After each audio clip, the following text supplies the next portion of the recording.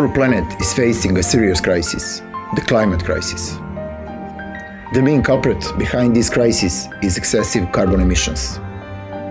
Carbon emissions primarily refer to carbon dioxide and other greenhouse gases emitted into the atmosphere that form a layer of greenhouse trapping the sun's heat and preventing it from escaping.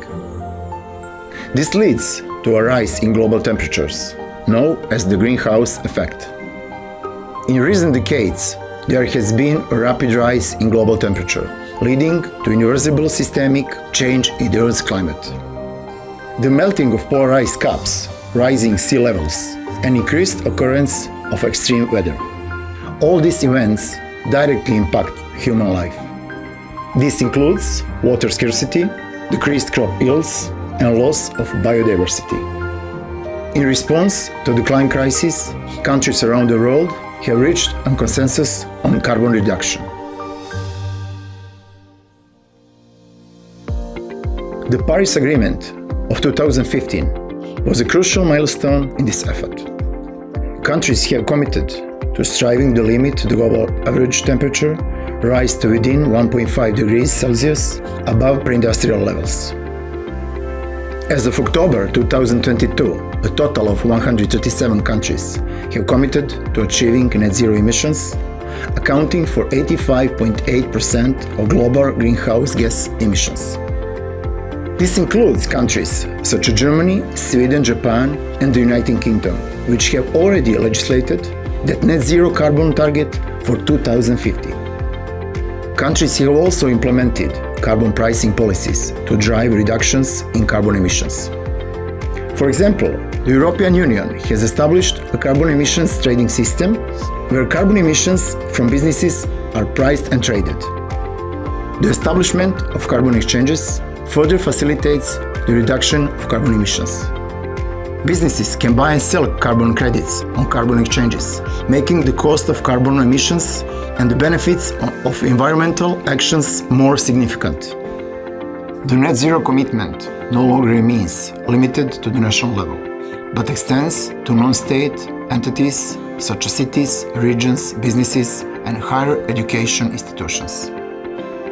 The International Civil Aviation Organization, ICAO, has launched the CORSIA program, aiming to ensure the international aviation emissions do not increase after 2020.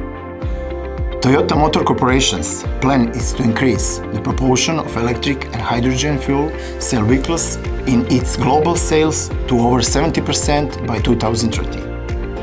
Samsung Electronics has set a carbon neutrality goal for the year 2030. Against the backdrop of global cooperation and collective efforts to address the climate crisis, the concept of a green economy has emerged.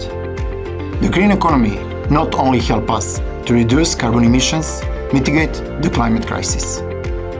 It also brings significant benefits to all of humanity.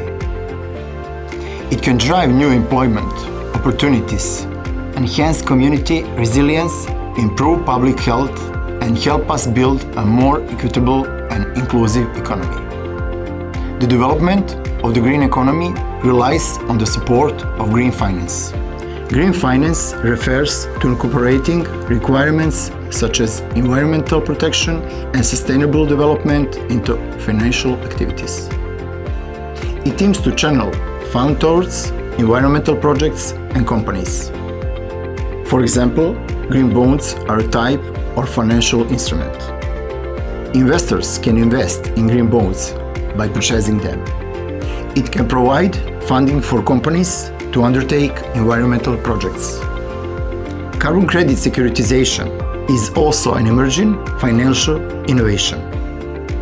It transforms carbon emissions allowances into financial products, mobilizing social capital to drive decarbonization efforts.